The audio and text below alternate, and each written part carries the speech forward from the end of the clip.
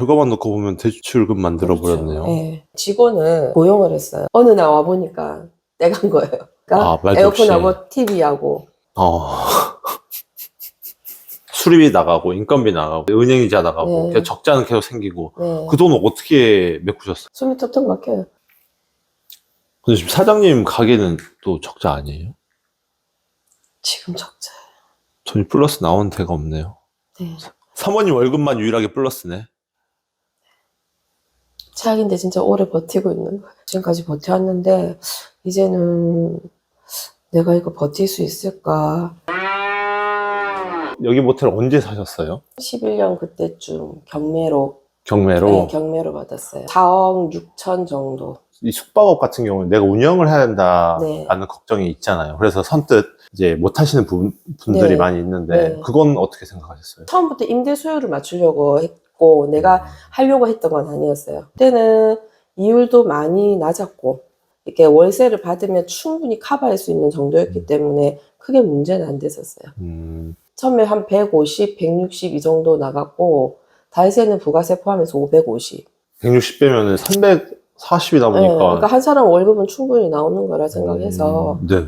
한 달 만에 맞췄어요. 오. 경매 네. 받으실 때 현금은 얼마 들어가셨고, 대출은? 경락자금 대출로 했어요. 60%? 대출 얼마 안 받으셨네요. 네. 거의 3억 받았다고 보면 될 거예요. 지금 여기 대출 얼마 있죠? 지금은 8억 5천, 현재. 3억 대출이었는데 8억으로 왜 이렇게 많이 든 거예요? 왜냐하면 중간에 그 보증금 나가는 거하고 네. 중간에 또 시설 한번 또 한 게 있었고 그래서 보증금 나가고 그렇게 하다 보니까 대출금이 늘어난 거예요. 감정가가 올라서 네네네네. 대출로 네네. 줄 수는 네네. 있었는데 어쨌든 그리고 저희는 그래 생각했어요. 대출을 네. 그러니까 이런 상간에 이런 거는 대출을 많이 일으키면 나중에 매도할 때 더 쉬울 거라 생각했거든요. 그래서 그때는 그렇게 생각하고 대출을 했었어요. 결과만 놓고 보면 대출금 만들어 그렇죠. 버렸네요. 예. 코로나 딱 오고 나니까 그때부터 완전히 반토막에 반토막이 나니까 그때 이제 힘들다고 계속 얘기하시니까 저도 그냥 그때는 달세도 거의 절반 가까이 깎아드리고 하니까 조금 버티면 되겠다 생각했는데 이게 코로나가 길게 가니까. 네. 그럼 세입자 언제 나가신 거예요? 세입자는 작년 5월 달에, 5월 말. 그 이후에는 어떻게 하셨어요? 우리가 직장을 둘 다 다니고 있어가지고 일을 하고 있으니까 이거를 운영을 못하는 상황에서 직원을 고용을 했어요. 네. 내놨기 때문에 그냥 네. 매도할 때까지만이라도 임시로 운영하자 이렇게 해서 직원을 쏘고서 운영을 안 할 수는 하고 있었어요. 없으니까. 예, 네. 예. 그럼 문을 직원 닫을 한 수는 분에 청소하는 사람. 청소 직원 한 예, 분, 예. 이렇게 두 분 운영하셨고, 매출은 얼마 정도 나왔어요? 그럼 그때? 매출은 1,000도 안 나왔어요. 1,000도 안 나왔다고요? 네. 그럼 1,000도 안 나오면. 그러니까 건물이 노후가 되니까 네. 이제 군데군데 문제가 생기는데 저는 땜빵식으로 이게 좀 이렇다 하면은 여기 살짝 꽂히고 이게 이러면 살짝 꽂히고 이렇게 했었어요. 네네네. 그러니까 그러다 보니까 그게 돈이 또 더 많이 들어가는 것 같은 거예요. 영업은 영업대로 안 되고 그렇다고 안 할 수도 없고 직원이 요청하는 사항은 최대한 어느 정도 맞춰주려고 했었거든요. 네. 그러다 보니까 더 이게 악순환이 되는 거예요. 인건비는 인건비대로 나가고.